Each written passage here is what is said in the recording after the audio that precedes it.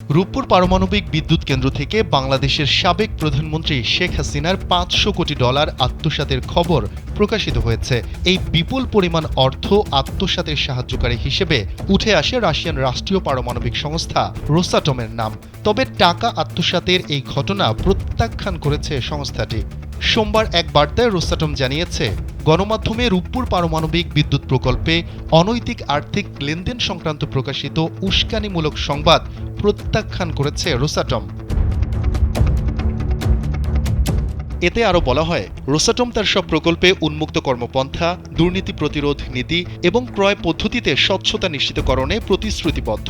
ব্যবসা প্রক্রিয়ায় উন্মুক্ততা বাহ্যিক নিরীক্ষার মাধ্যমে নিয়মিত নিশ্চিত করা হয়ে থাকে। রোসাটম তার নিজস্ব সুনাম ও স্বার্থ রক্ষায় আদালতের শরণাপন্ন হতেও প্রস্তুত। স্যান্ডেলিনা সো, রূপচর্চায় আভিজাত্য।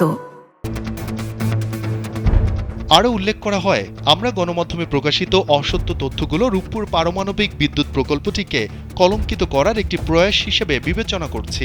এই প্রকল্পটি বাংলাদেশের বিদ্যুৎ ঘাটতি সমস্যার সমাধান এবং জনগণের কল্যাণের স্বার্থে বাস্তবায়িত হচ্ছে।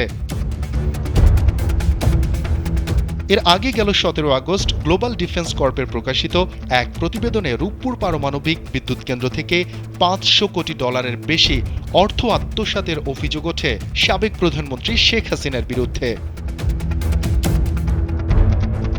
ওই প্রতিবেদনে বলা হয়, প্রকল্প বাস্তবায়নকারী সংস্থা রোসাটম মালয়েশিয়ার একটি ব্যাংকের মাধ্যমে শেখ হাসিনাকে এই অর্থ আত্মসাতের সুযোগ করে দিয়েছে, যাতে মধ্যস্থতা করেন ছেলে সজীব ওয়াজেদ জয় ও ভাগ্নি টিউলিপ সিদ্দিক। এতে বলা হয়, রাশিয়ার সহযোগিতায় বিদ্যুৎ কেন্দ্রটি নির্মাণে খরচ ধরা হয় $1265 কোটি, প্রয়োজনের তুলনায় যা অনেক বেশি, যাতে মালয়েশিয়ার একটি ব্যাংকের মাধ্যমে শেখ হাসিনাকে এই বাজেট থেকে $500 কোটি আত্মসাতের সুযোগ করে দেয় প্রকল্প বাস্তবায়নকারী সংস্থা রোসাটম।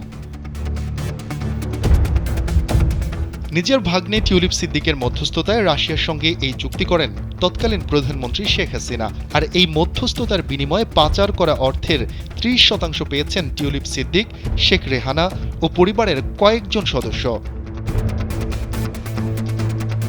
2013 সালে রাশিয়ার প্রেসিডেন্ট ভ্লাদিমির পুতিনের সঙ্গে শেখ হাসিনার সাক্ষাতের সময় সঙ্গী ছিলেন টিউলিপ সিদ্দিক। গ্লোবাল ডিফেন্স কর্পের দাবি, সে সময় ঢাকা মস্কোর $1 বিলিয়ন অস্ত্র চুক্তির মধ্যস্থতাও তিনি করেছেন।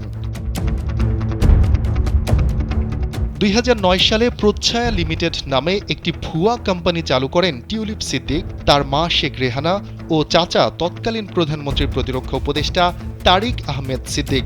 যুক্তরাষ্ট্রেও জুমানা ইনভেস্টমেন্ট নামে একটি কোম্পানি রয়েছে তাদের।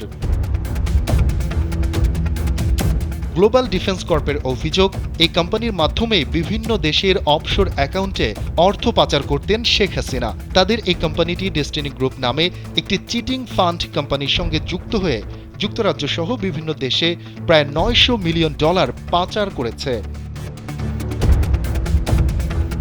শফিকুল ইসলাম শান্ত, কালবেলা।